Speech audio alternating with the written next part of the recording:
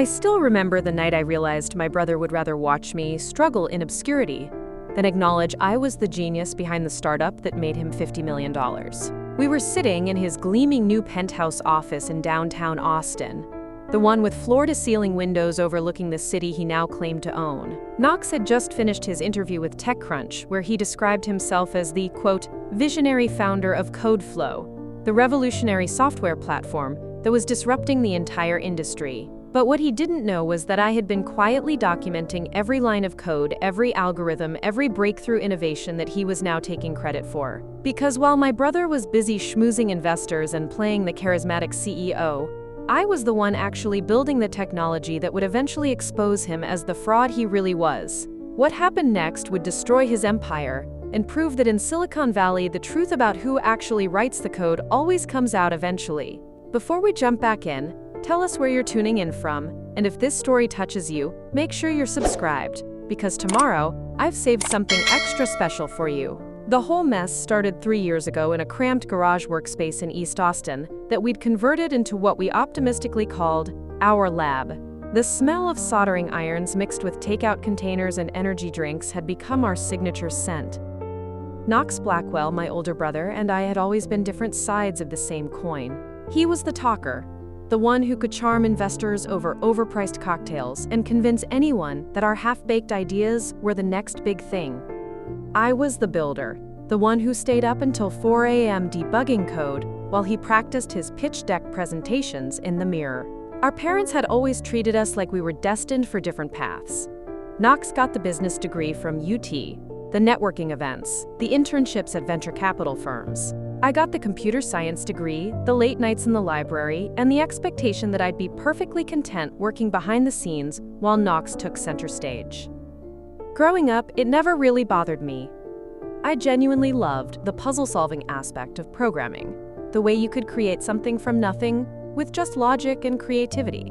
But what started as a complementary partnership had slowly morphed into something that made my stomach turn. Knox had this way of talking about our ideas that somehow always positioned him as the visionary and me as the implementer. When we'd present to potential investors, he'd gesture broadly while explaining the concept, then glance at me and say something like, "And Thalia here handles all the technical stuff," like I was some kind of highly skilled assistant, rather than the person who'd actually conceived most of our breakthrough algorithms. The workspace itself told the story of our dynamic. Knox's side had a sleek standing desk, motivational posters, and a whiteboard covered in market projections and user acquisition strategies. My side looked like a tech graveyard. Multiple monitors displaying endless streams of code, hardware prototypes in various stages of completion, and reference books stacked so high they threatened to topple over. I'd built custom servers from spare parts, developed proprietary compression algorithms that could process data faster than anything else on the market, and created user interface designs that were both intuitive and elegant.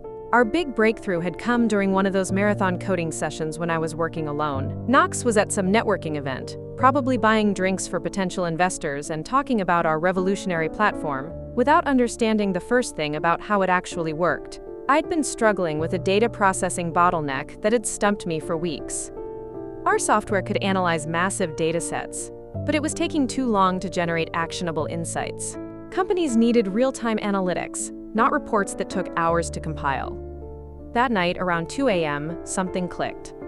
I realized I could restructure the entire data pipeline, using a hybrid approach that combined machine learning optimization with parallel processing clusters. It wasn't just an incremental improvement. It was a complete paradigm shift that would make our platform exponentially more powerful than anything else in the market. By sunrise, I had a working prototype that could process datasets in minutes that previously took hours. When Knox rolled in around noon the next day, still smelling like expensive cologne and networking event appetizers, I could barely contain my excitement. I showed him the breakthrough, walked him through the technical innovation, explained how this could revolutionize the entire industry. His eyes lit up, but not in the way I expected. Instead of asking technical questions or wanting to understand the methodology, he immediately started talking about market implications, funding rounds, and our potential valuation.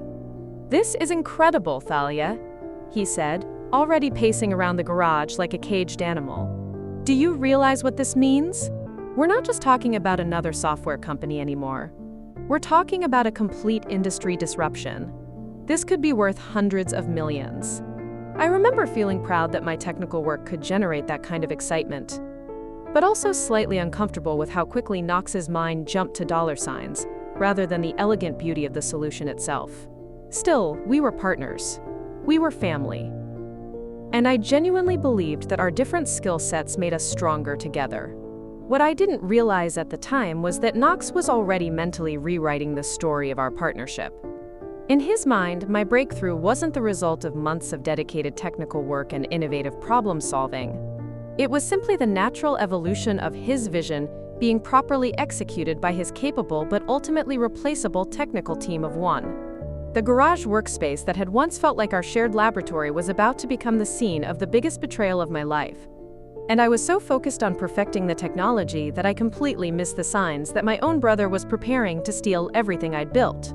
Everything changed the morning Knox walked into our garage with a shit-eating grin and a business card from Meridian Ventures, one of Austin's most prestigious venture capital firms. I was hunched over my workstation, fine-tuning the user interface for our analytics dashboard, when he practically bounced through the door like he'd just won the lottery.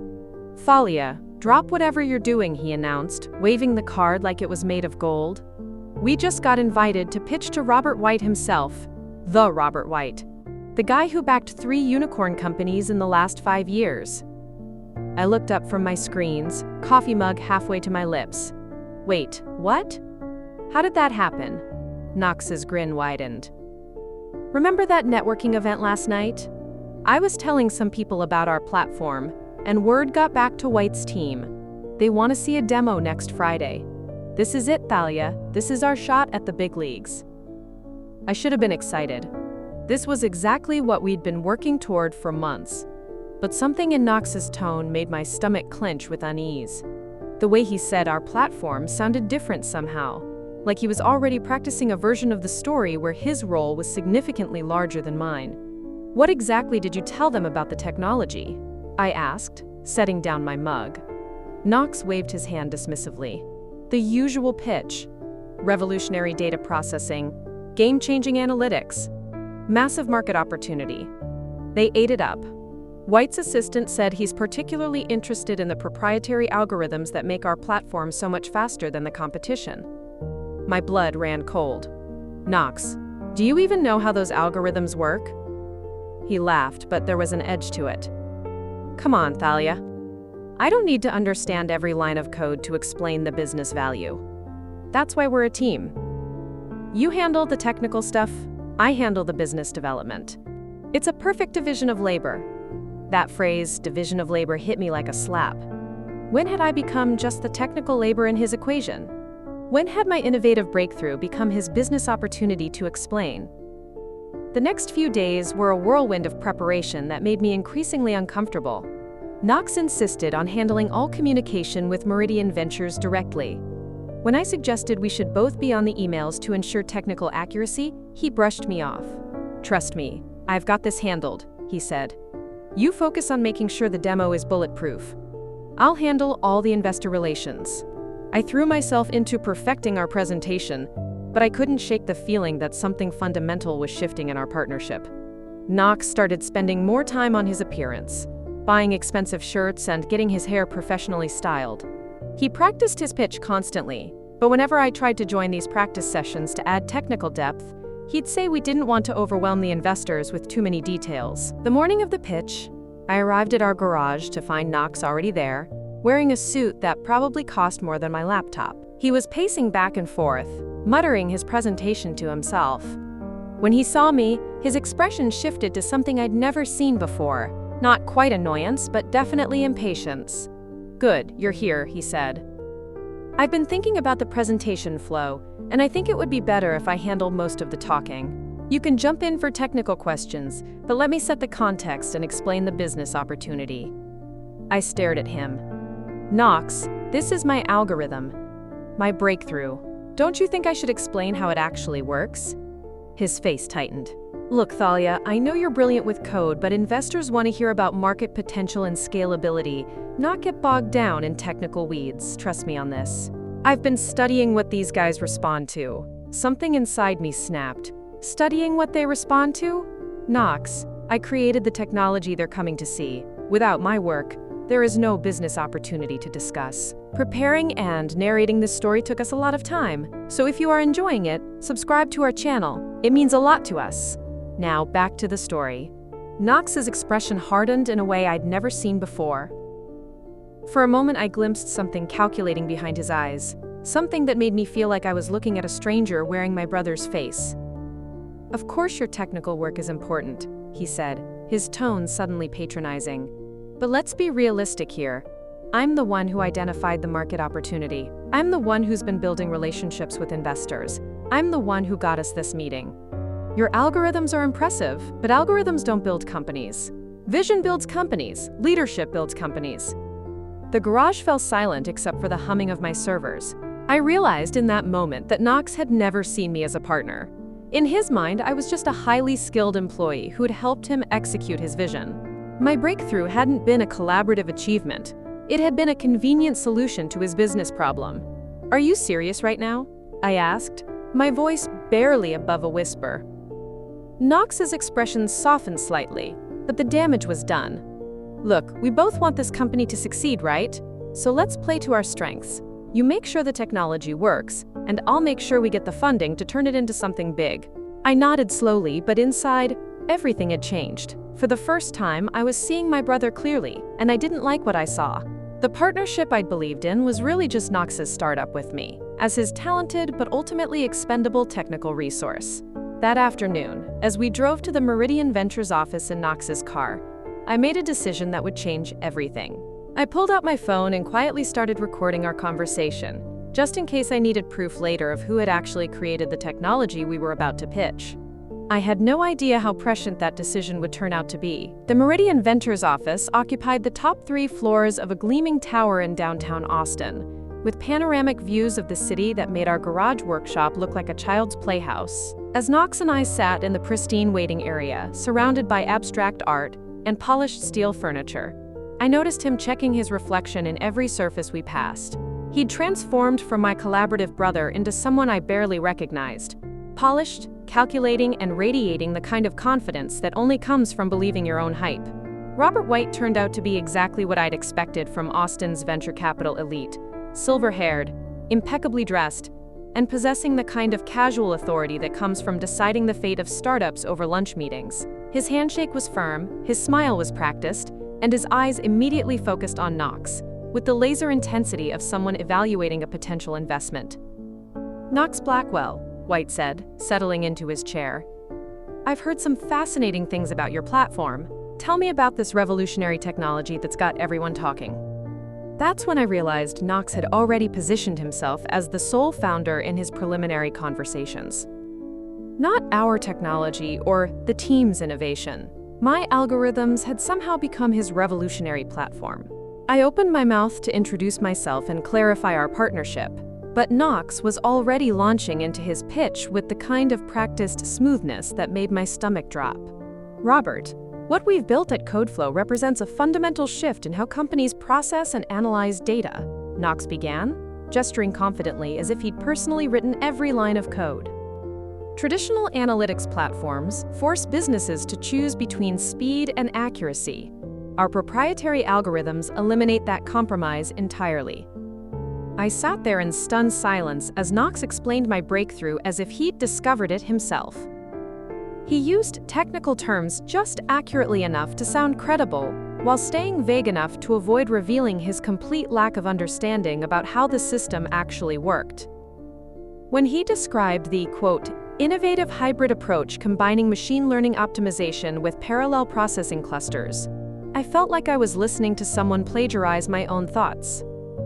"The market opportunity is enormous," Knox continued, pulling up slides on his tablet that I'd never seen before. "We're talking about a $15 billion industry that's ripe for disruption. Companies are desperate for real-time analytics that don't sacrifice computational accuracy. Our platform delivers both." White leaned forward, clearly engaged. "Impressive projections. Can you show me the technology in action?" This was my moment. I reached for my laptop, ready to demonstrate the system I'd built from scratch. But Knox smoothly intercepted. "I'd love to walk you through the core functionality," Knox said, somehow managing to position himself between me and White while making it look natural. He pulled out his own laptop, loaded with the demo I'd prepared but presented as if he'd built it himself. As Knox clicked through my user interface, explaining features I'd designed and innovations I'd discovered during countless sleepless nights, I felt something die inside my chest. He wasn't just taking credit for my work, he was erasing me from the story entirely. Every breakthrough, every elegant solution, every moment of inspiration had somehow become evidence of his visionary leadership. "The data processing speeds we're achieving are unprecedented," Knox explained, running a demonstration that showcased algorithms I'd spent months perfecting. "While our competitors are still struggling with legacy architectures, we've built something completely revolutionary from the ground up." White nodded appreciatively. "And you developed all of this yourself?" I held my breath, waiting for Knox to acknowledge my contribution, to explain our partnership, to at least mention that he hadn't written a single line of the code he was demonstrating. Instead, he smiled with practiced humility. "I've assembled a small but highly capable technical team," Knox said, glancing briefly in my direction. "Thalia here is one of our most talented developers. She's been instrumental in implementing the vision." Implementing the vision. Not creating the breakthrough. Not innovating the solution. Not developing the algorithms that made everything possible. I had been reduced to someone who'd helped Knox implement his brilliant ideas. White turned to me for the first time since the meeting began. "And what's your background, Thalia?" Before I could answer, Knox jumped in again. "Computer science from UT, excellent technical skills. She's been crucial for turning the conceptual framework into functional code." I felt my face burning with humiliation and rage. Knox had just described me like I was a coding contractor hired to build his startup, rather than the person who'd created the entire technological foundation that made CodeFlow possible. The conceptual framework? I was the conceptual framework. "Actually," I managed to say, my voice shaking slightly, "I developed the core algorithms that—" "What Thalia's being modest about," Knox interrupted smoothly, "is how collaborative our development process has been.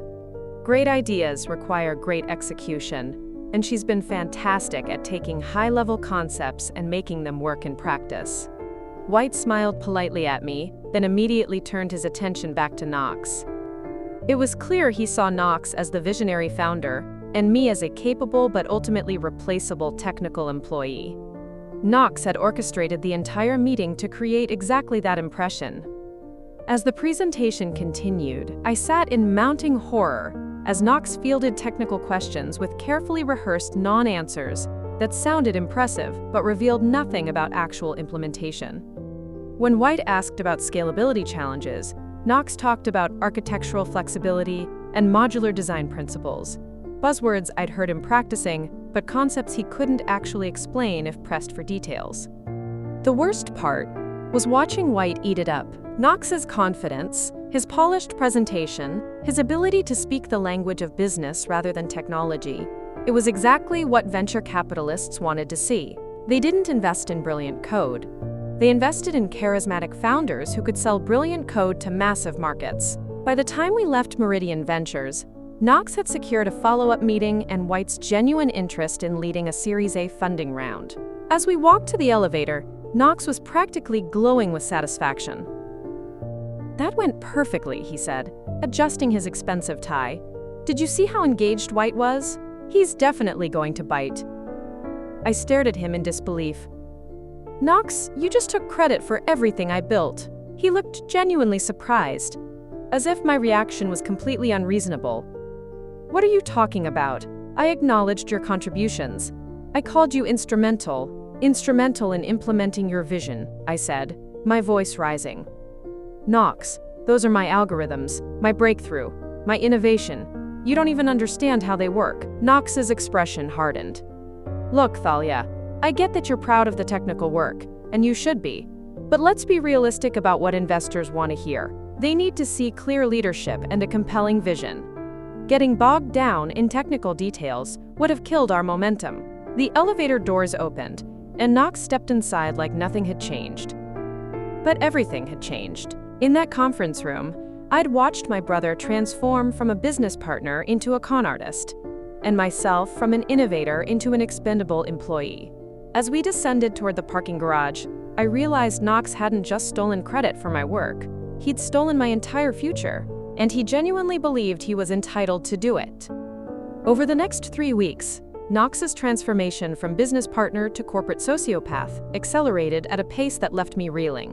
What had started as subtle credit stealing during the Meridian Ventures meeting evolved into systematic erasure of my role in creating CodeFlow. It was like watching someone methodically delete my professional existence while smiling and calling it strategic positioning. The first red flag came when Knox started scheduling meetings without me. I'd arrive at our garage workspace to find him finishing up phone calls with investors, lawyers, and potential clients. Conversations that should have involved both founders of the company. When I asked about these meetings, Knox would wave dismissively and say things like, "Just handling some administrative stuff," or "Nothing you need to worry about, just investor relations." But I could hear enough through the thin garage walls to know these weren't administrative calls. Knox was actively pitching our technology to new prospects, describing himself as the founder and CEO of CodeFlow, while positioning me as his lead developer, not co-founder, not technical partner, just an employee who happened to be good at coding. The breaking point came during a video conference with a potential enterprise client, a Fortune 500 company interested in licensing our analytics platform. I walked into the garage to find Knox in the middle of a presentation, my laptop connected to his camera system, demonstrating the software I'd built while explaining it as his creation. The breakthrough came about 6 months ago, Knox was telling the client, his voice confident and practiced. I realized that traditional data processing architectures were fundamentally limited by their linear approach to computational analysis. So I developed a hybrid system that I stood frozen in the doorway, listening to Knox describe my late-night eureka moment as his own strategic insight. He was using the exact phrase I'd used to explain the innovation to him. Hybrid system combining machine learning optimization with parallel processing, but presenting it as his original thinking. When the call ended, I confronted him immediately. "Knox, what the hell was that? You just told a client that you developed my algorithms." He didn't even look embarrassed. If anything, he seemed annoyed that I was bothering him with such a trivial concern. "Thalia, clients don't want to hear about complicated development histories. They want to know that the founder understands the technology and can support their implementation. It's about presenting a clear, confident leadership narrative." A clear narrative? I couldn't believe what I was hearing. "Knox, you're lying to clients about who created their software. That's not narrative strategy. That's fraud." Knox's expression hardened. "Look, I understand you're feeling territorial about the code, but you need to think bigger picture here. We're trying to build a company, not satisfy your ego. Sometimes that means making difficult strategic decisions about how we present ourselves to the market." That phrase, "your ego," hit like a physical blow. My insistence on being credited for my own innovations had somehow been reframed as vanity rather than basic professional integrity. Things got worse when Knox started bringing in outside advisors without consulting me. I arrived at the garage one morning to find him in deep conversation with a woman in an expensive suit who introduced herself as Sarah Chen, a marketing consultant specializing in tech startups. "Sarah's going to help us develop our brand positioning and prepare for the next round of investor meetings," Knox explained. Like this was a perfectly normal decision for him to make unilaterally. Sarah smiled politely at me, then immediately turned her attention back to Knox.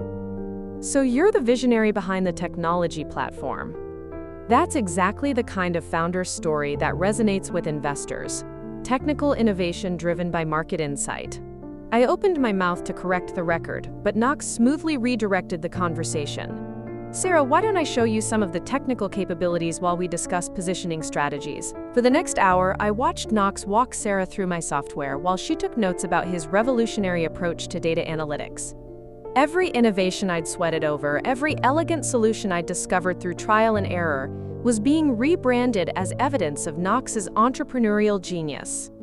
When I tried to interject with technical details or correct Knox's oversimplified explanations, Sarah would nod politely, but clearly saw me as a minor contributor to Knox's grand vision. By the end of the meeting, she was addressing all her questions to Knox and treating me like I was his assistant. After Sarah left, I exploded. "This is insane, Knox. You can't just hire consultants to help you steal credit for my work." Knox sighed like I was being unreasonably difficult. "Thalia, Sarah's job is to help us present CodeFlow in the most compelling way possible to investors. That means highlighting clear leadership and technical innovation. It doesn't help our funding prospects to confuse the narrative with complicated partnership details." Complicated partnership details? I stared at him in disbelief. "Knox, I created this technology. I wrote every line of code you're taking credit for. How is that a complicated detail?" Knox's patience finally snapped. "Fine. You want brutal honesty? Here it is. Investors don't fund technical talent. They fund leaders. They don't write checks to brilliant programmers. They write checks to visionary founders who can build companies around brilliant programming. You're incredibly talented at solving technical problems, but that doesn't automatically make you CEO material." The words hit me like a slap. "So you're saying I'm just the hired help?" "I'm saying we each have different strengths, and right now the company needs clear leadership more than it needs ego management. You handle the technology, I'll handle everything else. That's a fair division of labor." There was that phrase again, division of labor. I'd somehow been demoted from co-founder to employee in my own startup without ever agreeing to the change. But Knox wasn't finished. Over the following days, he started making unilateral decisions about our business that should have required both founders' agreement. He registered CodeFlow as a Delaware corporation with himself as sole incorporator. He opened business bank accounts in his name only. He filed preliminary trademark applications for our software platform without my knowledge. When I discovered these moves and demanded explanations, Knox treated my concerns as professional jealousy rather than legitimate business grievances. "Look, someone has to handle the administrative stuff while you focus on development," he said when I confronted him about the incorporation papers. "Would you rather waste time on paperwork or keep improving the technology?" The gaslighting was sophisticated and constant. Knox had this way of making my concerns sound petty and small-minded, like I was more interested in titles and credit than in building something meaningful. He positioned himself as the practical business leader, making tough decisions while I was the emotional technician unable to see the bigger picture. The final insult came when Knox started referring to our garage workspace as my office and suggesting that I might be more productive working from home. The space where I'd achieved my greatest breakthrough, where I'd built the technology that was about to make us both millionaires, was apparently becoming too small for both of us. "It's nothing personal," Knox explained when I objected to being squeezed out of our shared workspace. "But we're growing fast, and we need to start thinking about professional image. When investors and clients visit, we want them to see a serious operation, not a cluttered developer workspace." I realized then that Knox wasn't just stealing credit for my innovations. He was systematically erasing me from CodeFlow's origin story. In his version of events, he was the visionary founder who'd built a revolutionary platform with the help of a talented technical team. I was being rewritten from co-creator to consultant, from partner to employee, from innovator to implementer. And the most frustrating part was that Knox genuinely seemed to believe this revisionist history was perfectly reasonable. In his mind, he wasn't stealing my work. He was optimizing our business strategy by centralizing leadership and simplifying our narrative for investors. As I sat alone in the garage that night, surrounded by the servers and hardware I'd built with my own hands, I realized that my brother had declared war on my professional identity. And so far, he was winning. The email that shattered my world arrived on a Tuesday morning while I was debugging a critical security patch for CodeFlow's enterprise clients. The subject line was innocuous enough: "Congratulations on your series of funding." But when I opened it, I felt like I'd been punched in the stomach by reality itself. Knox had done it. Meridian Ventures had just announced a $50 million Series A investment in CodeFlow, with Knox Blackwell listed as the sole founder and CEO. The press release, forwarded to me by a well-meaning friend in the tech community, described Knox as a, quote, "a visionary entrepreneur who has revolutionized data analytics through breakthrough algorithmic innovations." My innovations. My algorithms. My sleepless nights and eureka moments had just made my brother worth $50 million on paper, while I wasn't even mentioned in the company's official founding story. I sat in the garage workspace, the space Knox had increasingly made clear was no longer ours, staring at my laptop screen in complete disbelief. The TechCrunch article included quotes from Robert White praising Knox's technical brilliance and business acumen, along with a photo of Knox shaking hands with White in front of a CodeFlow banner I'd never seen before. "Knox has built something truly revolutionary," White was quoted as saying. His deep understanding of both the technical challenges and market opportunities in data analytics makes him exactly the kind of founder we love to back. CodeFlow represents the future of enterprise software. The article went on to describe CodeFlow's proprietary algorithms and innovative processing architecture, as if Knox had invented them during a weekend hackathon. My months of breakthrough work had been reduced to a footnote about Knox assembling a talented technical team to implement his vision.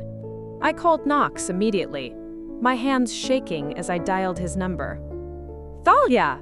he answered, his voice practically bubbling with excitement. "Did you see the news? We did it! $50 million! Can you believe it?" "We?" I managed to choke out. "Knox, the press release doesn't even mention me. According to TechCrunch, you're the sole founder who developed all the technology." Knox's tone shifted slightly, taking on that patronizing quality I'd learned to dread. "Look, I know you're feeling left out of the spotlight, but this is actually perfect for us. Clean narrative, clear leadership, no confusion about chain of command. Investors eat that stuff up." Chain of command? I couldn't believe what I was hearing.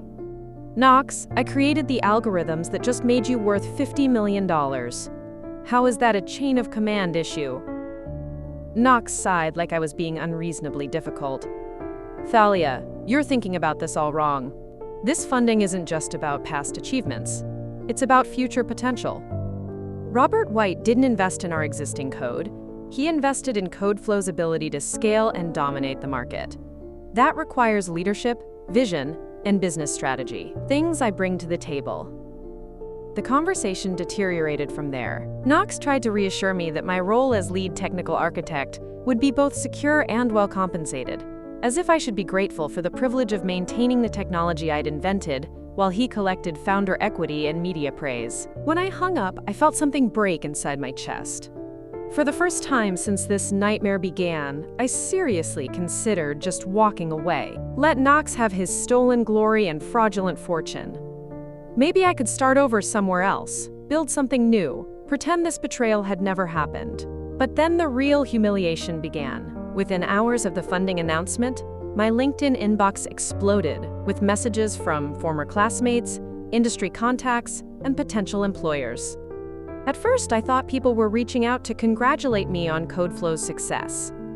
Instead, I discovered that Knox had been so thorough in erasing me from the company's origin story that most people in the Austin tech scene believed I was just another employee at his startup. "Congratulations on landing a job at CodeFlow," wrote a former UT classmate. "Knox Blackwell seems like an amazing founder to work for. You're so lucky to be part of his team." Another message was even worse. "Hey Thalia, I saw that CodeFlow just raised $50 million. Do you think Knox would be interested in hiring additional developers? I'd love an introduction to work for such a brilliant entrepreneur." Each message felt like a knife in my back. Knox hadn't just stolen credit for my work. He'd convinced the entire tech community that I was fortunate to be employed by his genius rather than the other way around. The breaking point came during a chance encounter at a coffee shop near the university. I was sitting alone, nursing a latte, and trying to figure out how to rebuild my professional reputation when I overheard a conversation at the next table between two computer science students. "Did you read about that CodeFlow founder?" one of them was saying. "Knox Blackwell, the guy who just raised $50 million. Apparently, he developed these revolutionary data processing algorithms that are like 10 times faster than anything else on the market." "Yeah, I saw that," the other student replied. "My professor was talking about his technical breakthrough in class yesterday. Said it's the kind of innovation that only comes along once in a decade. The guy must be some kind of programming genius." I sat there listening to these students praise Knox's fictional technical brilliance while I remained invisible. My actual genius had been so completely attributed to my brother. that even computer science professors were using his algorithms as examples of exceptional innovation. When I got home to my cramped apartment that night, I discovered the final insult.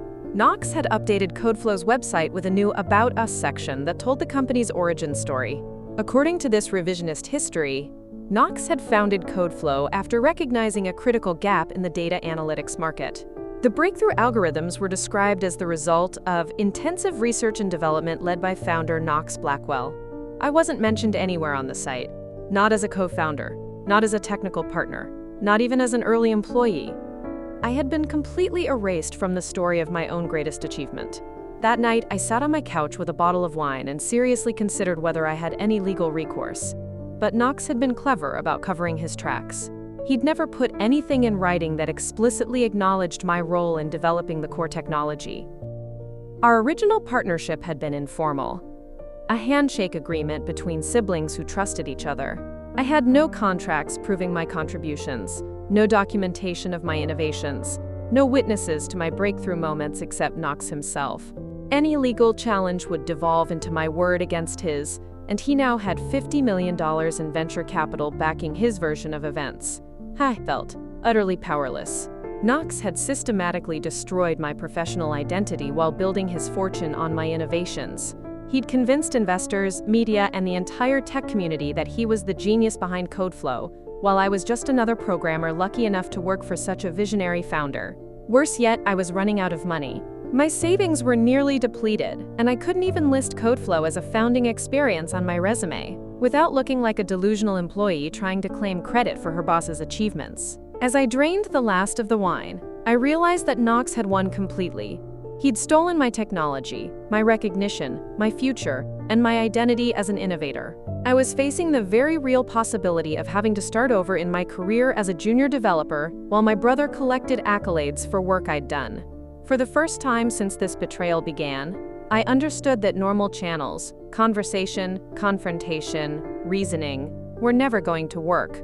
Knox had too much money, too much credibility, and too much invested in his fraudulent success story to ever voluntarily tell the truth. I was going to have to find another way to get my life back.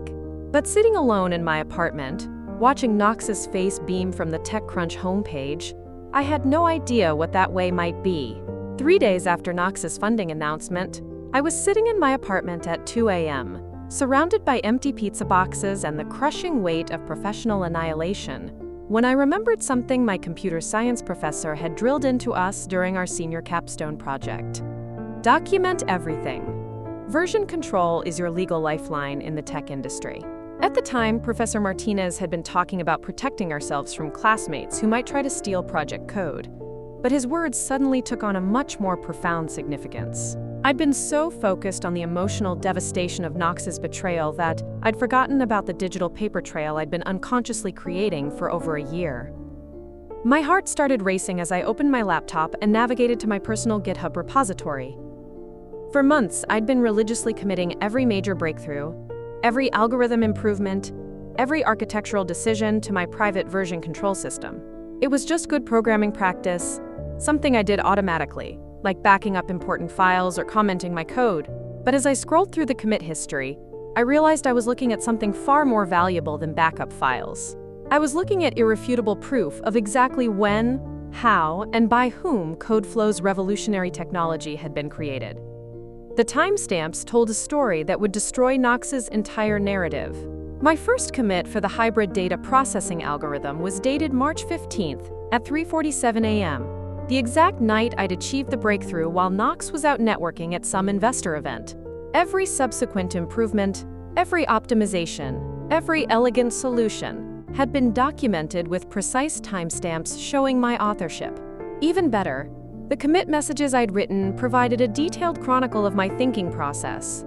Initial implementation of parallel processing optimization, breakthrough on data pipeline bottleneck. Refined machine learning integration, 40% speed improvement over previous version. Major architectural overhaul, hybrid approach working beautifully, processing times cut in half. Each message was written in my voice, describing my innovations in my own words.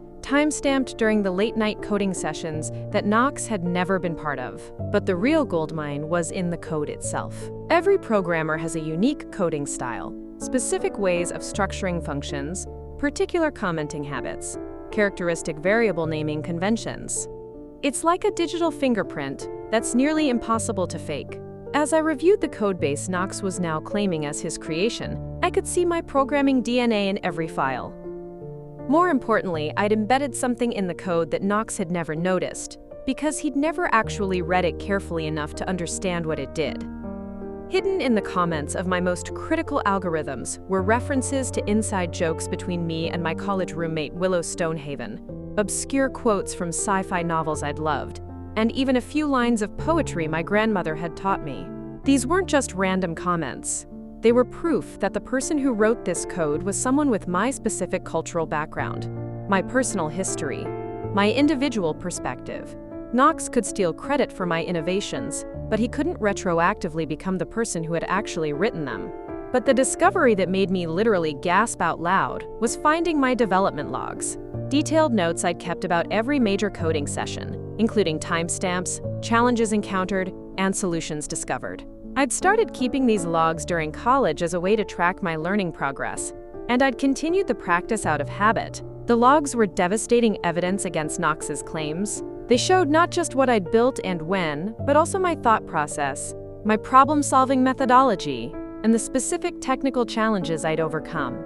There were entries describing my frustration with seemingly impossible bottlenecks, my excitement when breakthrough solutions finally emerged, and my satisfaction when elegant code performed exactly as intended.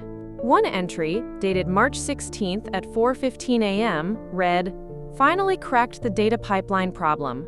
The hybrid approach works even better than I hoped. Knox is going to flip when he sees the performance improvements tomorrow. This could change everything for us." The irony was devastating. In that moment of triumph, I'd been excited to share my breakthrough with my brother, never imagining he would eventually claim it as his own inspiration. But beyond the technical documentation, I discovered something even more damning. Recorded conversations. As part of my habit of documenting everything, I'd been using voice-to-text software to capture my thoughts during coding sessions.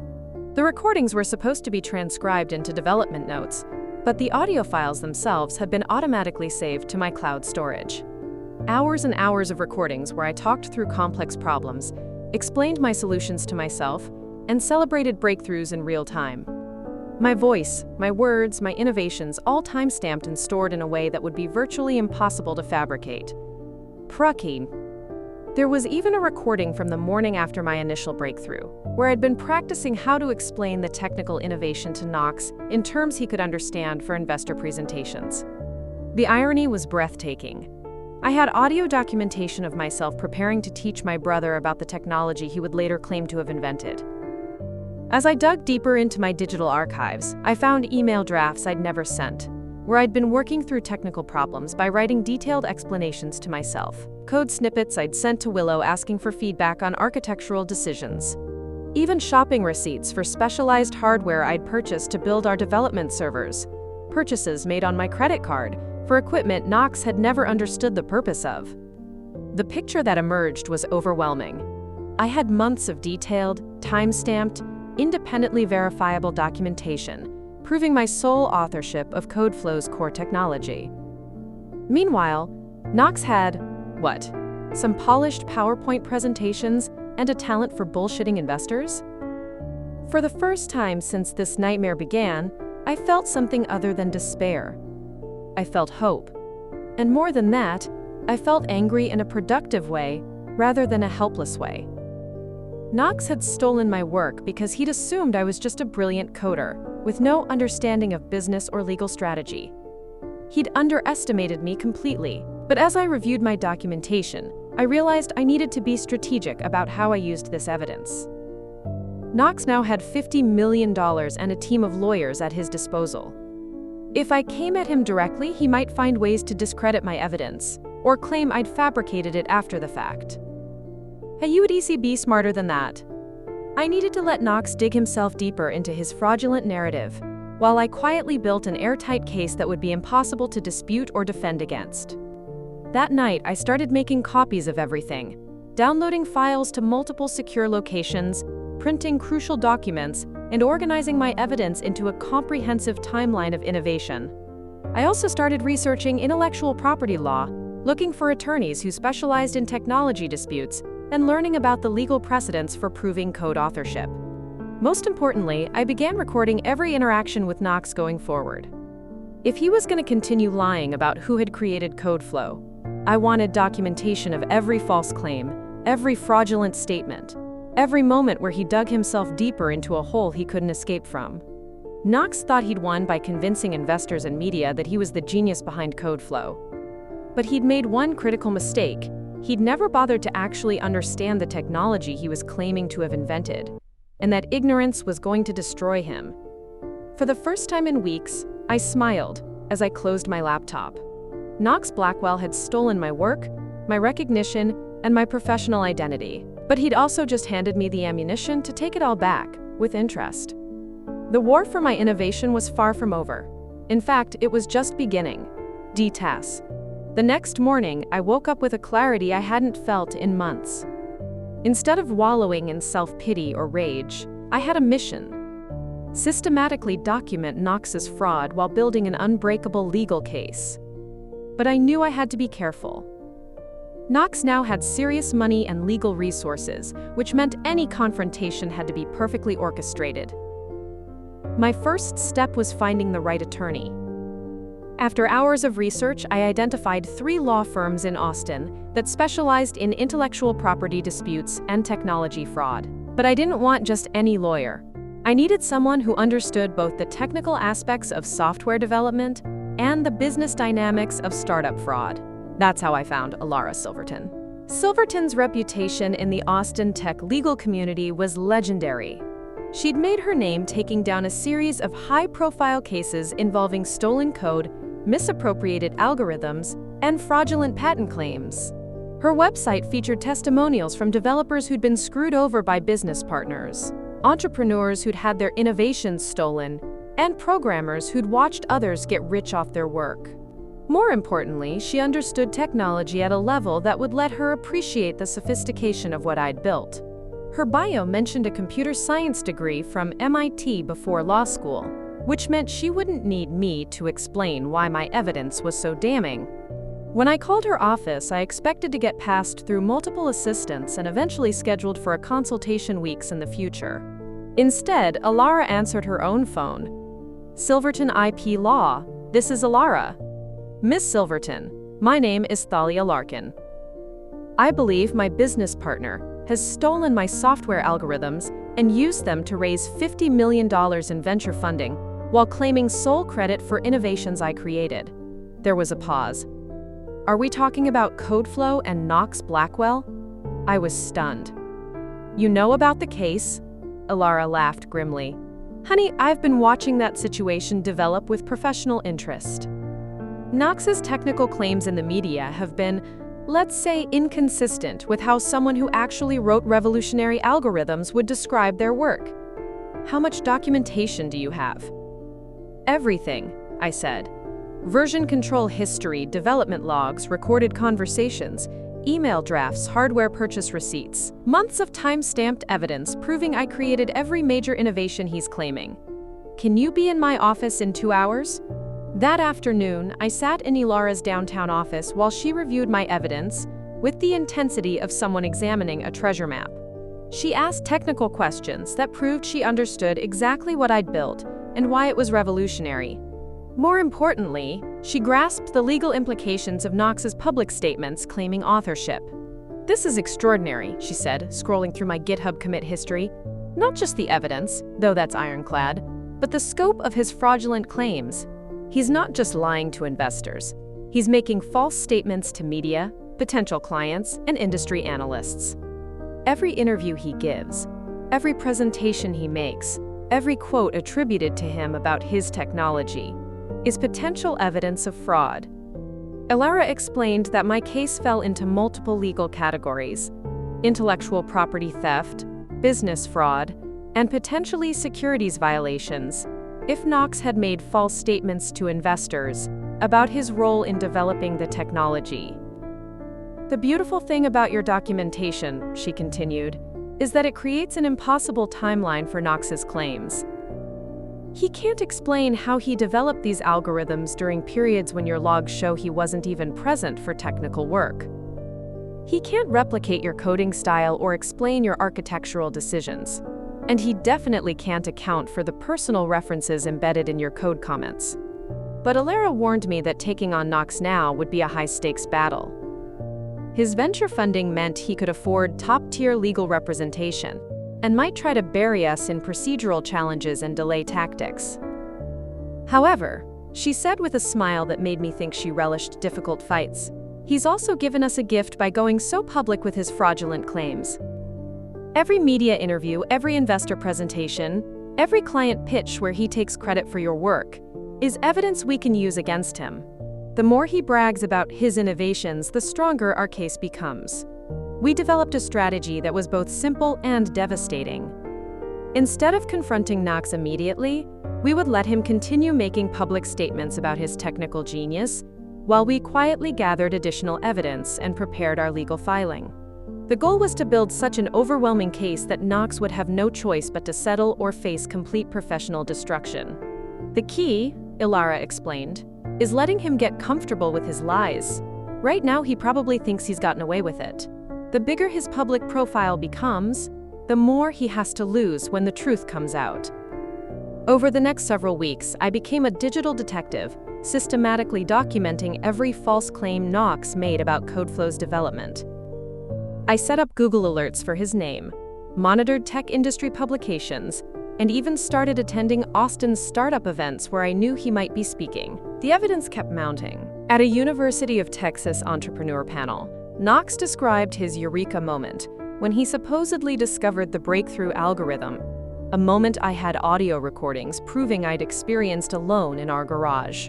During a podcast interview with Austin Business Journal, he detailed his coding methodology using phrases I'd written in my development logs months earlier. Most damaging was Knox's appearance on a popular tech podcast called Founder's Journey, where he spent an hour describing his technical background and innovation process. I listened with growing amazement as Knox fabricated an entire personal history of coding expertise, complete with fictional breakthrough moments and imaginary technical challenges he'd overcome.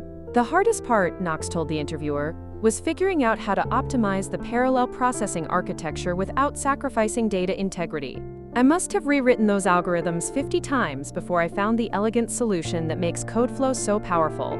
I had video recordings of myself explaining that exact challenge to Knox, who'd responded with blank stares and questions that proved he didn't understand the technical concepts involved. Meanwhile, I was careful to maintain the appearance of a normal working relationship with Knox. When he occasionally called to discuss technical issues or asked me to implement new features, I was professional and cooperative. I even attended a few CodeFlow company events, playing the role of the loyal technical employee while secretly recording conversations that revealed Knox's complete ignorance about the systems he claimed to have designed. The most valuable intelligence came from these casual interactions where Knox would let his guard down. During one company happy hour, I recorded him admitting to a potential hire that he, wasn't really the hands-on coding type, and preferred to, focus on the business strategy while technical people handled implementation. Such statements directly contradicted his public claims about being the hands-on technical innovator behind CodeFlow's algorithms. Alara was building our legal case with the methodical precision of someone who'd done this before. She was preparing two parallel strategies: a civil lawsuit for intellectual property theft and business fraud, and a formal complaint to the Securities and Exchange Commission about Knox's potentially fraudulent statements to investors. The SEC angle is crucial, she explained during one of our weekly strategy sessions. If Knox made material misrepresentations about his role in developing the technology that investors relied on when making their funding decision, that's securities fraud. The penalties for that go way beyond just paying damages. We're talking about potential criminal liability. As we prepared for the eventual confrontation, I felt a satisfaction I hadn't experienced since the early days of developing CodeFlow. For the first time since Knox's betrayal began, I was the one with the advantage. I had the evidence, the legal expertise, and the strategic plan. Knox thought he'd stolen my life's work and gotten away with it. But every day he spent basking in fraudulent glory was another day of evidence accumulation that would make his eventual downfall more complete and more public. The trap was set. Now I just had to wait for the perfect moment to spring it. Knox's transformation from startup founder to tech industry celebrity happened with breathtaking speed. Within 6 weeks of the Meridian Ventures funding announcement, he'd become the poster child for Austin's entrepreneurial ecosystem, a homegrown genius who'd cracked the data analytics code that had stumped Silicon Valley's biggest companies. The speaking invitations started pouring in immediately. South by Southwest Interactive invited him as a featured keynote speaker. The Austin Chamber of Commerce wanted him for their annual Innovators Under 40 Inches Gala. Techstars asked him to mentor their next cohort of startups. Every invitation came with the same description: visionary founder Knox Blackwell, creator of CodeFlow's revolutionary data processing algorithms. I watched this media blitz unfold with a mixture of rage and strategic satisfaction. Every appearance, every interview, every panel discussion was Knox doubling down on his fraudulent claims, while I quietly documented each lie for Alara's growing legal file. The breaking point for Knox's ego came when Fortune magazine reached out to profile him for their annual 35 under 35 inches list of young entrepreneurs reshaping American business. The journalist, a senior tech reporter named Daisy Barnes, spent weeks researching CodeFlow's technology and Knox's background for what would become a cover story. I learned about the Fortune interview from Knox himself, who called me with barely contained excitement. "Thalia, you're not going to believe this," he said, his voice practically vibrating with self-satisfaction. "Fortune wants to do a major feature on CodeFlow. Cover story, full technical deep dive, the whole package. This is going to put us on the map nationally." I kept my voice carefully neutral. "That's great, Knox. Are they going to want to interview the technical team as well?" Knox paused just long enough for me to understand exactly how he'd positioned our working relationship to Fortune's reporters. "Actually, they're primarily interested in the founder's story. You know, the vision behind the innovation, the entrepreneurial journey, that kind of thing." Daisy seemed most curious about how I developed the breakthrough algorithms and what inspired my technical approach. My stomach clenched. Knox was about to lie to Fortune magazine about creating technology I'd developed, and he was doing it with the casual confidence of someone who'd completely convinced himself that his version of events was true. "Knox," I said carefully, "you realize they're going to ask detailed technical questions about the algorithms, right? Fortune's tech reporters know their stuff." Knox laughed dismissively. "Please, Thalia. I've been explaining our technology to investors and clients for months. I think I can handle a magazine interview." That conversation told me everything I needed to know about Knox's mindset. He'd been lying about my innovations for so long that he'd started believing his own fabrications. In his mind, he really was the technical genius behind CodeFlow's success. The Fortune interview took place at CodeFlow's new downtown office, a sleek space Knox had leased with venture funding, complete with glass conference rooms and motivational quotes painted on exposed brick walls. I wasn't invited to participate, but Knox made sure to schedule the interview during hours when I'd be in the office, presumably so he could gesture toward me as his talented technical team if needed. From my workstation, I could hear Knox holding court in the main conference room, his voice carrying that practiced confidence he'd perfected for media appearances. He was explaining CodeFlow's technical architecture to Daisy Barnes like he'd personally designed every component. The breakthrough came when I realized that traditional data processing systems were thinking about the problem completely backwards, Knox was saying. Instead of trying to make linear processing faster, I developed a hybrid approach that combines machine learning optimization with parallel processing clusters. I'd heard him use this explanation dozens of times, but it still made my blood boil. Those were my exact words from the development logs I'd written the night I achieved the breakthrough. Knox had memorized my technical insights and was presenting them as his own innovative thinking. What made the interview even more surreal was listening to Knox field detailed technical questions that I knew he couldn't possibly answer accurately. When Daisy asked about specific implementation challenges, Knox would deflect with vague responses about architectural flexibility and scalable design principles. When she pressed for technical details about the algorithms themselves, Knox would pivot to discussing market opportunities and business strategy. But Knox's supreme confidence meant he didn't recognize how poorly he was performing under technical scrutiny. In his mind, his ability to use sophisticated-sounding terminology proved he understood the technology he was claiming to have invented. The real disaster came when Daisy asked Knox to demonstrate the development process by walking through a piece of code on his laptop. From my desk, I watched Knox fumble through his screen sharing, clearly struggling to navigate the codebase he supposedly written. "This is fascinating," I heard Daisy say. "Can you explain the logic behind this particular function? The commenting style is quite elegant." Knox paused for what felt like an eternity.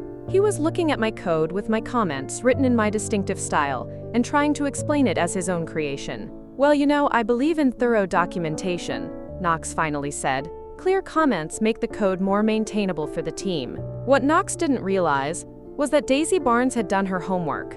She'd spent years covering tech companies and had developed an expert's eye for distinguishing between founders who actually understood their technology and those who were skilled at faking it. After the interview, I overheard Knox on a phone call with one of his advisors, practically gloating about his performance. "I think it went perfectly," Knox was saying. Daisy was really impressed with the technical depth. She kept asking about the development process, which gave me a chance to really showcase the innovation behind our algorithms. I wouldn't be surprised if this becomes one of Fortune's biggest tech stories of the year.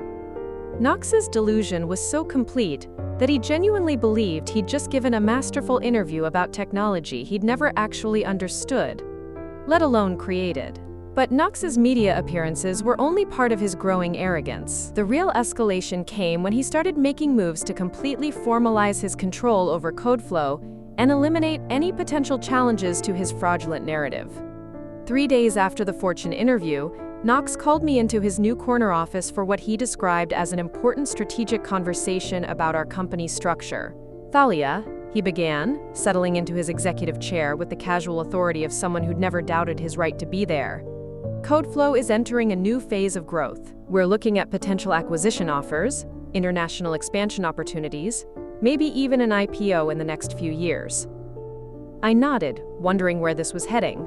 "The thing is," Knox continued, "as we scale up, we need clear organizational structure and defined roles. I've been talking with our lawyers about formalizing everyone's equity positions and responsibilities." He slid a contract across his desk toward me. "This is a standard employment agreement that clarifies your role as senior technical architect. Great compensation package, solid equity position, clear reporting structure." I scanned the document and felt my heart stop. The contract described me as an early employee hired to implement technical solutions under Knox's direction. There was no mention of my role in founding the company, developing the core algorithms, or creating the innovations that had attracted venture funding. Most damaging was a clause stating that all intellectual property developed during my employment, including any prior work related to CodeFlow's technology, would be considered company property under Knox's ultimate ownership. Knox was trying to get me to sign a document that would legally codify his theft of my innovations, while positioning me as just another employee grateful for the opportunity to work at his successful startup. "This looks pretty standard," Knox said casually, clearly expecting me to sign without resistance. "Just the usual legal formalities to protect everyone's interests as we grow." I looked up at Knox, sitting behind his expensive desk in his designer shirt, radiating the confidence of someone who believed he'd successfully stolen my life's work and gotten away with it completely. For a moment, I considered signing the contract just to maintain my cover, while Ilara finished preparing our legal case. But I realized Knox's arrogance had just handed me something even more valuable than strategic patience. His attempt to trick me into legally surrendering my intellectual property rights would be devastating evidence of intentional fraud. No legitimate business partner would try to manipulate a co-founder into signing away their contributions to the company they'd helped create. "I'd like to have my attorney review this before signing," I said, keeping my voice level.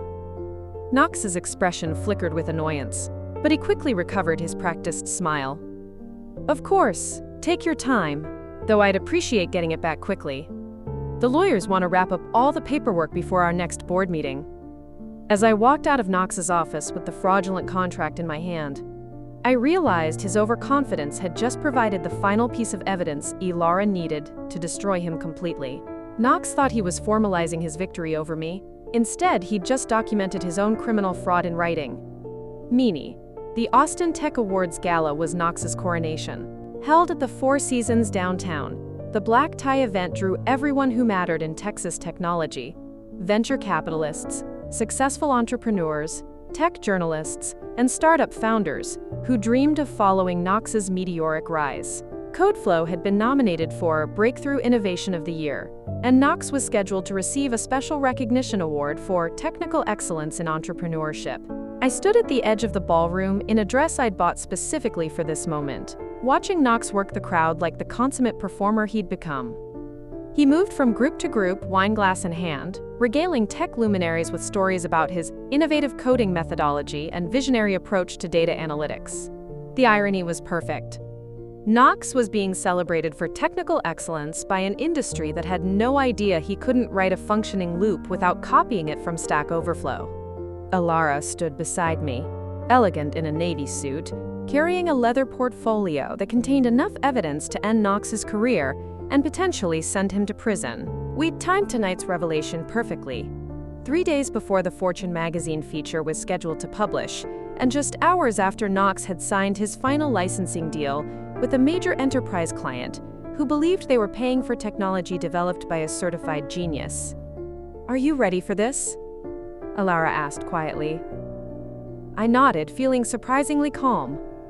I've been ready for months. The evening's program began with the usual tech industry pageantry: speeches about innovation, panels about Austin's entrepreneurial ecosystem, and networking conversations that sounded like venture capital Mad Libs. Knox was scheduled to accept his award and deliver a keynote speech about the technical founder's journey from breakthrough to billion-dollar valuation. As Knox took the stage to thunderous applause, I felt a surge of anticipation that had nothing to do with nervousness. For months, I'd watched him bask in fraudulent glory while I remained invisible. Tonight, that dynamic was about to reverse permanently.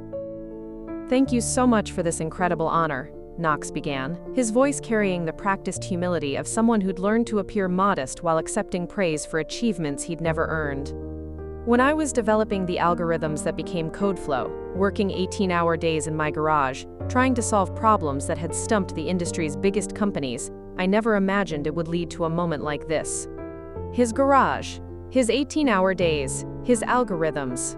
Every word was a lie, delivered with the confidence of someone who'd repeated his fabrications so often that he'd convinced himself they were true. The breakthrough came when I realized that traditional approaches to data processing were fundamentally flawed, Knox continued, warming to his favorite theme. By developing a hybrid architecture that combines machine learning optimization with parallel processing clusters, I was able to achieve computational speeds that were previously thought impossible. I listened to Knox describe my eureka moment as his own inspirational journey, using my technical insights to paint himself as a coding prodigy who'd revolutionized an entire industry through pure innovation and determination. But Knox's supreme confidence led him to make the mistake Alara and I had been hoping for. Instead of sticking to business platitudes, he decided to demonstrate his technical expertise by walking the audience through specific code examples projected on the ballroom's massive screens. "Let me show you exactly how this innovation works," Knox said, connecting his laptop to the presentation system. "This function right here is the heart of our parallel processing optimization." The code that appeared on screen was mine. Every line, every comment, every elegant solution I'd crafted during those late-night breakthrough sessions. Knox began explaining the logic as if he'd written it himself, but I could see him struggling with concepts he'd never truly understood. "The beauty of this approach," Knox said, pointing to a particularly complex section, "is how it balances computational efficiency with data integrity through recursive optimization loops." That phrase, recursive optimization loops, was meaningless technical gibberish. Knox was trying to sound sophisticated while describing algorithms he couldn't actually comprehend. From the audience, I heard murmurs that suggested some of the actual programmers in attendance were beginning to notice inconsistencies in Knox's explanations. That's when I stood up. "Excuse me," I said, my voice cutting through the ballroom chatter. "I have a question about that code." Knox's eyes found mine across the crowd, and for just a moment, I saw a flicker of uncertainty cross his face, but his confidence quickly reasserted itself. "Of course," Knox said with a practiced smile. "Always happy to discuss the technical details." I walked slowly toward the front of the ballroom, feeling hundreds of eyes tracking my movement. Alara followed behind me, the legal portfolio clutched in her hands. "That function you just explained," I said, my voice carrying clearly through the room's sound system. "Can you tell me what inspired the comment structure? Those specific phrases seem quite personal." Knox glanced back at the screen, where my code comments were still displayed. I'd deliberately chosen a section that included references to inside jokes and personal observations that only I could have written. "Well, you know, I believe in thorough documentation," Knox said, falling back on his standard deflection. "Clear comments make code more maintainable." I smiled. "Actually, those comments reference a conversation I had with my college roommate Willow Stonehaven about algorithmic poetry.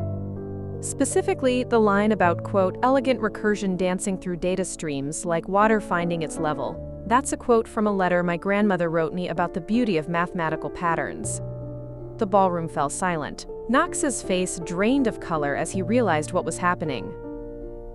"I'm Thalia Larkin," I announced to the crowd, "and I wrote every line of code that Knox just claimed as his breakthrough innovation." Knox tried to recover. "Thalia works on our technical team," he said quickly.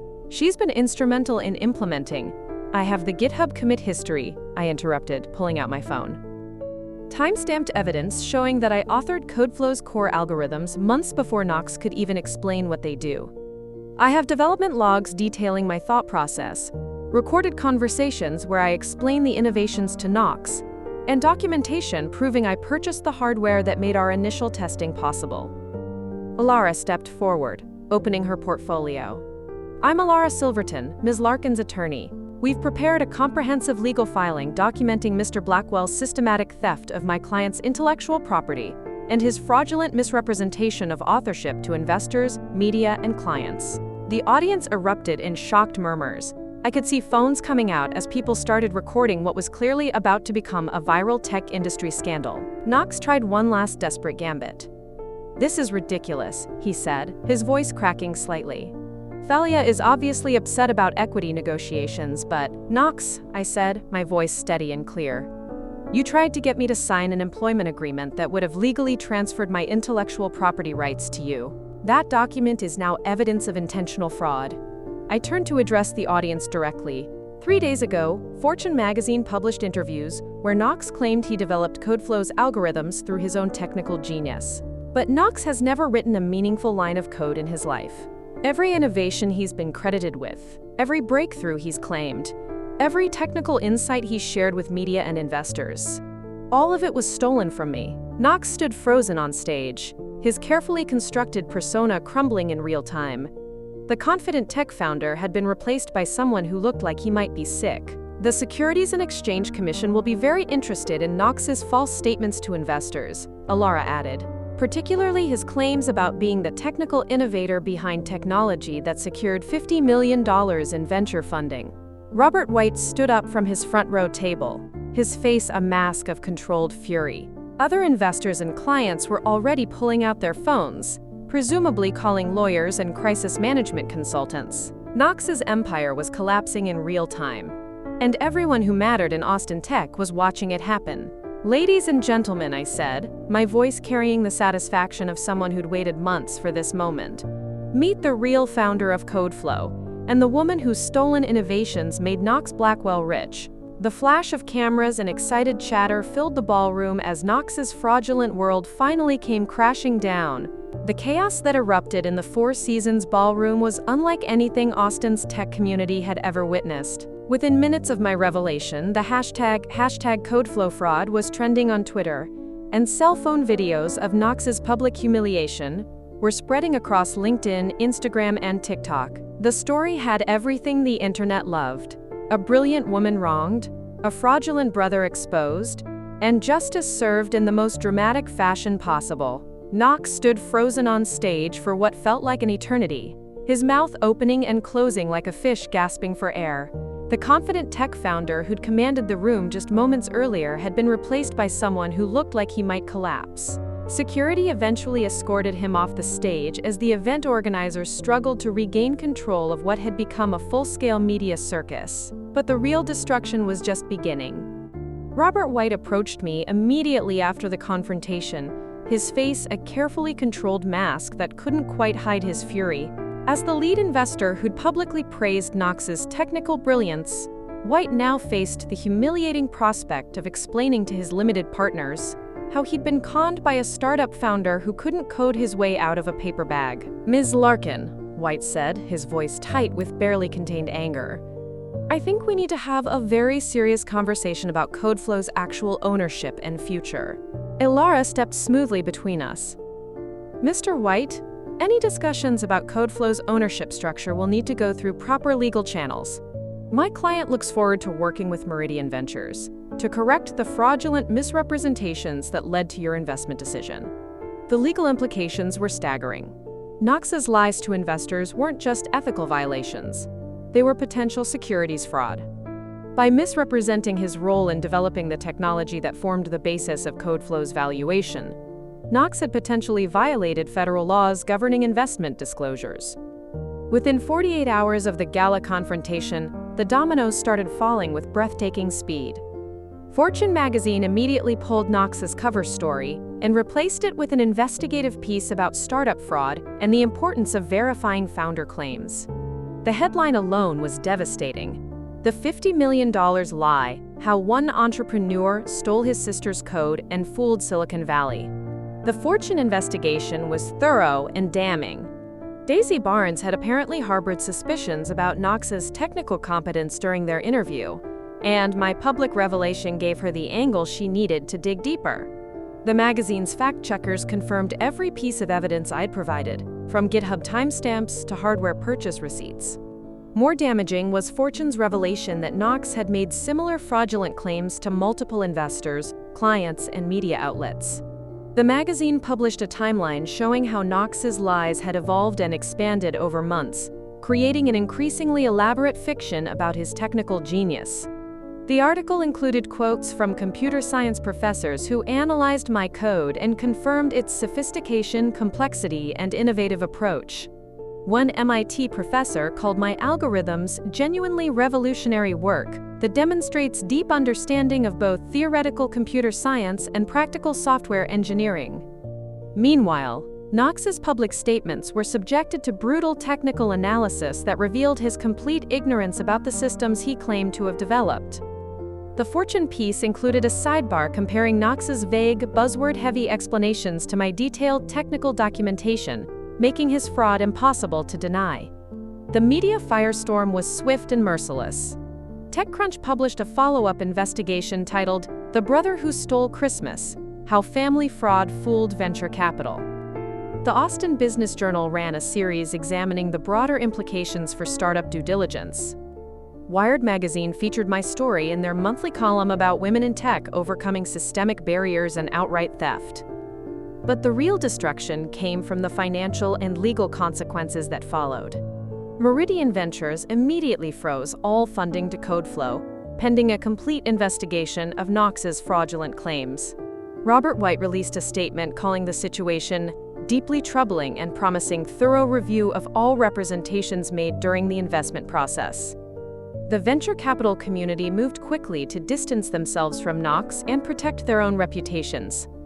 Within a week, 3 other potential investors who'd been considering follow-up funding rounds publicly withdrew their interest.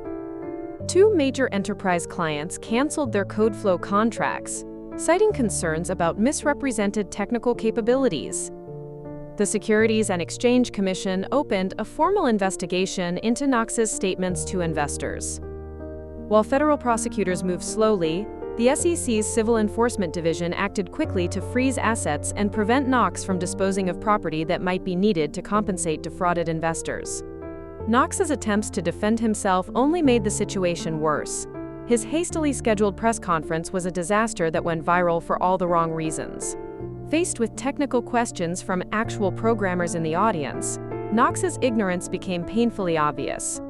When a reporter asked him to explain the mathematical principles behind his optimization algorithms, Knox responded with word salad about synergistic computational paradigms that made no technical sense. When pressed for specific implementation details, Knox claimed he couldn't reveal proprietary information, a deflection that fooled no one. The most devastating moment came when a programmer in the audience asked Knox to write a simple function on a whiteboard. Knox spent 5 minutes producing code that wouldn't have passed an introductory computer science class, let alone revolutionized an industry. Video clips of Knox's technical incompetence spread across social media with brutal efficiency. Programmer communities on Reddit and Twitter turned Knox into a meme, creating satirical posts about revolutionary coding techniques that consisted entirely of meaningless buzzwords. Meanwhile, my professional rehabilitation happened with remarkable speed.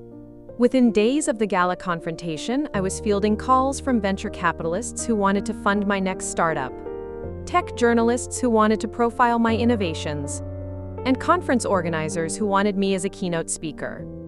Ilara worked aggressively to formalize my intellectual property rights and secure control of CodeFlow's technology. The legal case was straightforward. I had overwhelming evidence of authorship, Knox had no credible technical expertise, and his fraudulent claims were documented in dozens of public statements. Knox's lawyers tried to negotiate a settlement that would have allowed him to retain some equity in exchange for acknowledging my contributions. Ilara rejected every offer with prejudice. "Your client committed fraud," she told Knox's legal team during one particularly heated negotiation session. "He stole my client's innovations, lied to investors, and attempted to trick Ms. Larkin into signing away her intellectual property rights. There will be no settlement that allows him to profit from his crimes." The final legal resolution came 6 weeks after the gala confrontation. A federal judge ruled that I was the sole creator and owner of CodeFlow's core technology, and that Knox's fraudulent claims constituted both intellectual property theft and securities violations.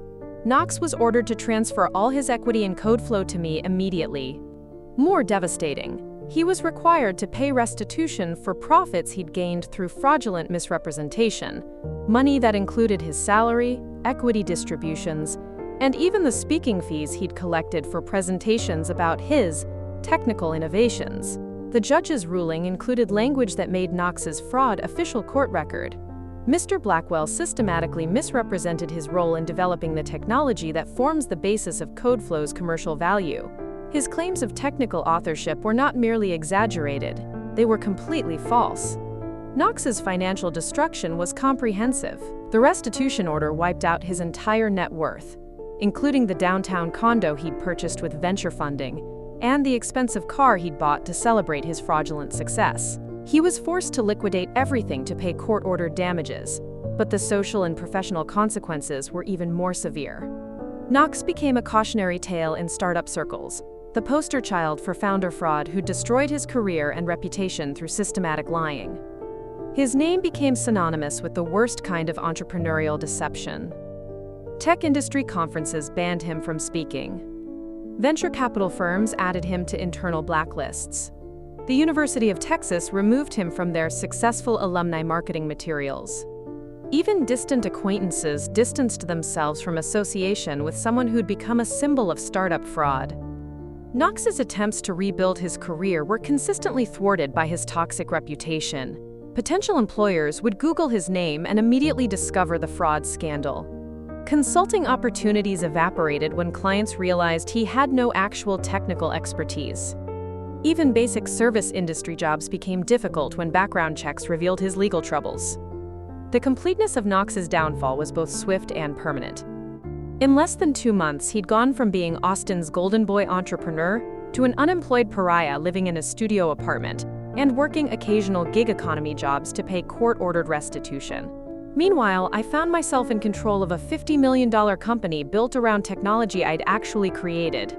Meridian Ventures was eager to rebuild their relationship with CodeFlow under my leadership, particularly since I could actually explain how the systems worked and had concrete plans for future development. The venture capital community's embrace of my leadership was both validating and slightly surreal. The same investors who'd ignored me when Knox was taking credit for my work now competed to fund my vision for CodeFlow's expansion. More satisfying was the industry recognition that followed. IEEE invited me to present my algorithms at their annual conference. MIT asked me to guest lecture about innovative approaches to data processing.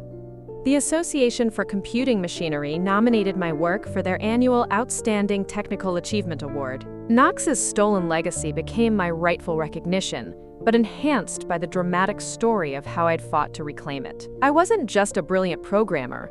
I was a symbol of innovation prevailing over deception, talent overcoming fraud, and justice ultimately being served. The reversal was complete, decisive, and permanent.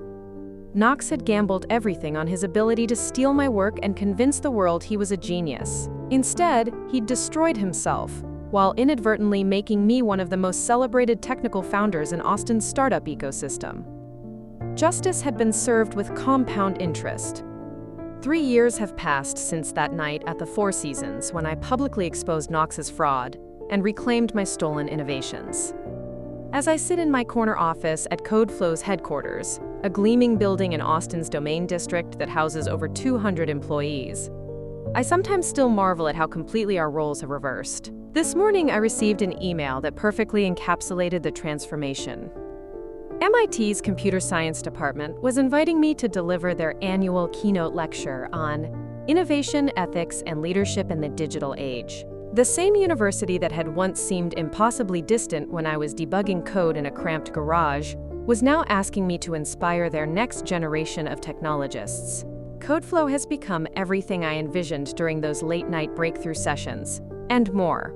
Under my leadership, we've expanded beyond data analytics into artificial intelligence, machine learning optimization, and predictive modeling systems that are reshaping how Fortune 500 companies understand their operations. Our technology now powers analytics platforms for companies ranging from healthcare networks to financial institutions to global logistics operations. The company's valuation has grown from Knox's fraudulent $50 million to a legitimate $800 million, based on actual innovations rather than stolen algorithms and fabricated technical expertise. We're processing acquisition offers from tech giants who recognize that our technology represents genuine competitive advantages rather than sophisticated marketing of mediocre software.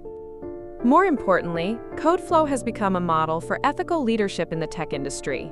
We've implemented transparent attribution practices that ensure every innovation is properly credited to its actual creator. Our engineering documentation includes detailed authorship records, and our patent applications explicitly name the inventors who developed each breakthrough.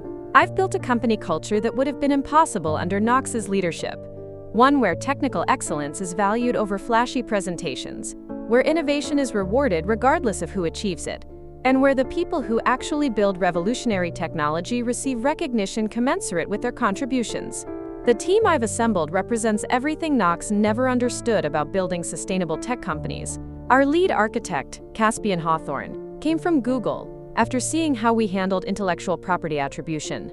Our head of research, Elizabeth Campbell, left Microsoft specifically because she wanted to work somewhere that valued substance over spin. Our product development director, Stanley Green, chose CodeFlow over higher-paying offers because he believed in our commitment to technical integrity. These aren't just talented employees. They're innovators who've contributed genuinely groundbreaking work that has pushed our technology far beyond what I initially created in that garage workspace. The algorithms that started this entire story have evolved into a comprehensive platform that represents the collaborative genius of people who trust each other and share credit appropriately. But the professional success, satisfying as it is, represents only part of the justice that emerged from Knox's downfall. The more meaningful transformation has been personal. The confidence that comes from proving to myself and the world that talent and truth eventually triumph over fraud and manipulation. I've become a prominent voice advocating for women in technology, not just through inspiration speaking, but through concrete actions that create opportunities for others facing similar challenges. CodeFlow's internship program specifically seeks out talented programmers who've been overlooked or undervalued by traditional tech hiring processes. Our venture capital partnerships include clauses requiring detailed verification of founder technical claims before investment decisions. The recognition that followed my public vindication has been both humbling and professionally transformative. I've been featured on the cover of Wired magazine, profiled in Harvard Business Review, and invited to testify before Congress about startup fraud and intellectual property protection. The story of Knox's deception and my fight to reclaim my innovations has become a case study taught in business schools and law schools across the country. More personally satisfying has been the response from the programming community itself. The technical forums, where I once sought help debugging complex problems, now feature my algorithms as examples of elegant problem solving. Computer science conferences compete to have me present my latest research. The respect of my peers, people who understand exactly what I built and why it matters, means more than any media coverage or business recognition. But perhaps the most unexpected consequence of this entire ordeal has been my relationship with Knox himself. For the first year after his public destruction, Knox essentially vanished from Austin's tech scene. The legal proceedings, restitution payments, and complete professional exile forced him into a kind of self-imposed witness protection program. I occasionally heard through mutual acquaintances that he was working service jobs, living in increasingly modest circumstances, and struggling with the psychological impact of his spectacular downfall. I felt no satisfaction in his suffering, but I also felt no sympathy. Knox had made deliberate choices to steal my work, lie to investors, and attempt to permanently erase me from the story of my own innovations. The consequences he faced were proportional to the harm he'd tried to inflict. The first contact came 18 months after the gala confrontation, in the form of a handwritten letter delivered to CodeFlow's offices. Knox's handwriting looked shaky, and his words carried a humility I'd never heard from him before. "Thalia," the letter began, "I know I have no right to contact you, and I understand if you throw this away without reading it. But I need you to know that I've spent every day of the last year and a half thinking about what I did to you, and I'm ashamed in ways that I didn't know were possible." The letter continued for 3 pages, detailing Knox's recognition of how his actions had nearly destroyed my career and my faith in family relationships. He acknowledged that his theft of my innovations wasn't just business fraud, it was a betrayal of everything our childhood relationship had meant. "I convinced myself that I was just better at presenting your work than you were," Knox wrote. "I told myself that you needed my business skills to turn your genius into something commercially successful. But I know now that was just elaborate self-justification for stealing something that belonged to you." Knox's letter included no requests for forgiveness, no suggestions about rebuilding our relationship, and no appeals for financial assistance with his ongoing legal and financial troubles. It was simply an acknowledgement of wrongdoing and an apology for harm that could never be fully undone. I didn't respond to that first letter, but I kept it. 6 months later, Knox sent another letter. This one was shorter but included updates about his life that revealed the depth of his personal transformation. He was working at a small nonprofit that provided technology training to underserved communities, teaching basic computer skills to people seeking economic opportunities. "I'm not trying to claim I'm now some kind of saint," Knox wrote. "But for the first time in my life, I'm helping other people access technology instead of stealing it from them. The irony isn't lost on me that I'm finally learning to code properly by teaching it to people who actually appreciate the opportunity." Knox's third letter, sent just before the 2nd anniversary of his exposure, included a revelation that surprised me. He'd enrolled in community college computer science courses to learn the programming skills he'd spent years claiming to possess. "I know this probably sounds ridiculous," he wrote, "but I want to understand what I stole from you. Not so I can claim credit for anything, but so I can fully comprehend the magnitude of what you created and what I tried to take away."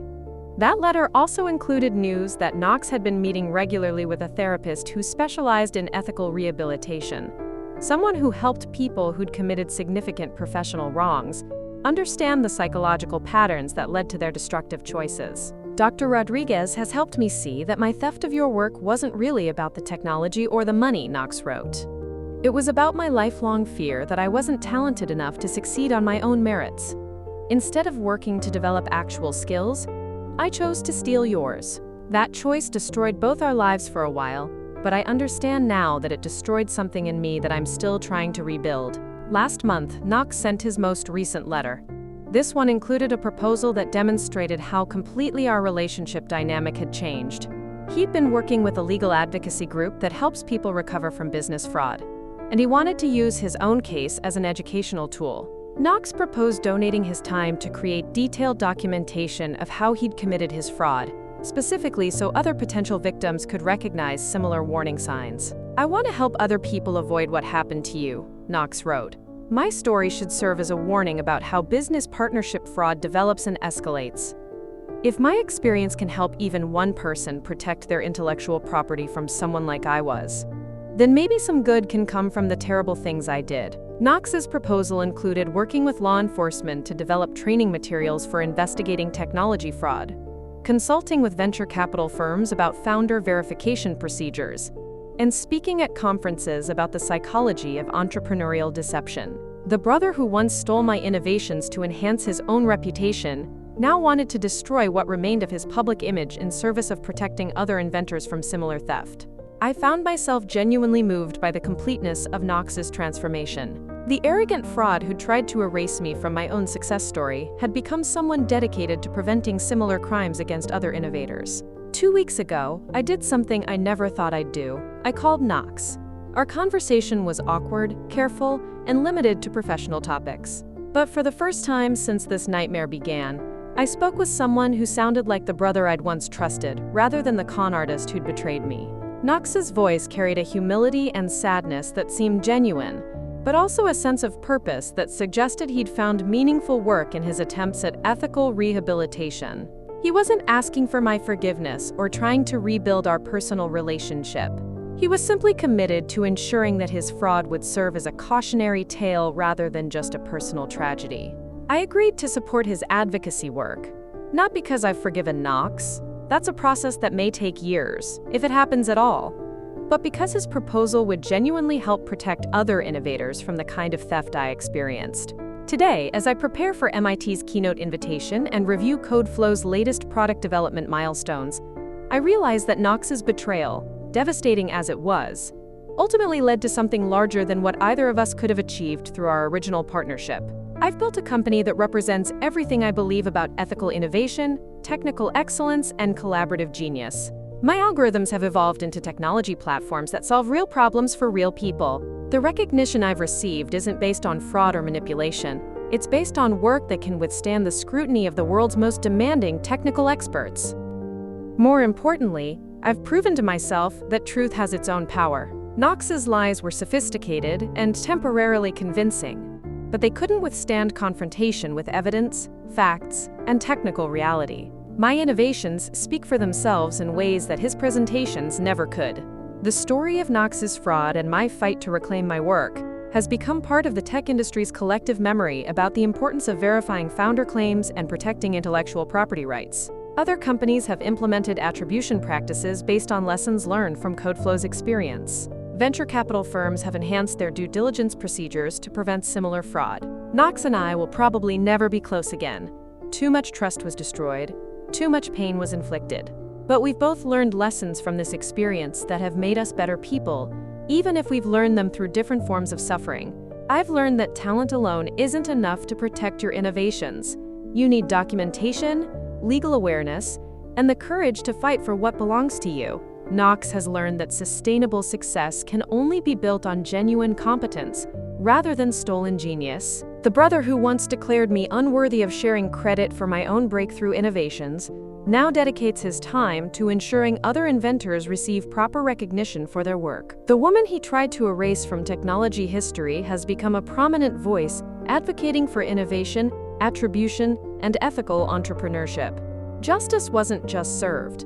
It was transformed into something constructive that helps protect future innovators from similar betrayals. And every morning when I walk into CodeFlow's headquarters, passing offices filled with brilliant people working on technology that will genuinely improve the world, I'm reminded that the best revenge against fraud isn't destruction. It's proving that truth creates more value than lies ever could. Knox stole my past recognition, but he inadvertently gave me something more valuable: the opportunity to build something extraordinary based on my own authentic vision. And that's a legacy no one can ever take away. 5 years after that transformative night at the Four Seasons, I'm writing this story from my office at CodeFlow's new Silicon Valley campus. We've just announced our acquisition by a major tech giant for $1.2 billion. a valuation built on genuine innovation rather than stolen algorithms and fabricated expertise. Yesterday, I received an unexpected email from Knox. He's now the director of technology ethics at a nonprofit organization that helps entrepreneurs develop authentic technical skills rather than relying on manipulation or fraud. His organization has helped over 200 people recover from various forms of business deception, and he's become a recognized expert on preventing startup fraud. "I know we may never fully repair what I broke between us," Knox wrote, "but I want you to know that CodeFlow's success represents everything I wish I'd had the courage to build honestly. Your company proves that authentic innovation creates more value than fraud ever could. I've decided to donate a significant portion of my acquisition proceeds to programs that support underrepresented inventors and provide legal resources for people whose intellectual property has been stolen. The Thalia Larkin Foundation will ensure that other innovators don't face the isolation and powerlessness I experienced during Knox's systematic theft of my work. The tech industry has changed in ways both subtle and profound since my story became public. Venture capital firms now require detailed technical verification before funding rounds. Business schools teach entire courses about founder authentication and intellectual property protection. Knox's fraud has become a cautionary tale that helps protect countless other inventors. Sometimes people ask whether I regret the pain of Knox's betrayal. The honest answer is complicated. I regret the months of suffering, the damage to our family relationship, and the stress of fighting for recognition of my own work. But I don't regret the strength I discovered, the company I built, or the positive changes that emerged from confronting his fraud. Innovation requires courage. Not just the courage to solve complex technical problems, but the courage to defend your work when others try to steal it. My algorithms were just the beginning. The real breakthrough was learning that authentic genius creates lasting value while fraud eventually destroys itself. Knox stole my recognition, but he couldn't steal my talent, and in the end, talent combined with courage proved unstoppable. Up next, you've got 2 more standout stories right on your screen. If this one hit the mark, you won't want to pass these up. Just click and check them out. And don't forget to subscribe and turn on the notification bell so you don't miss any upload from us.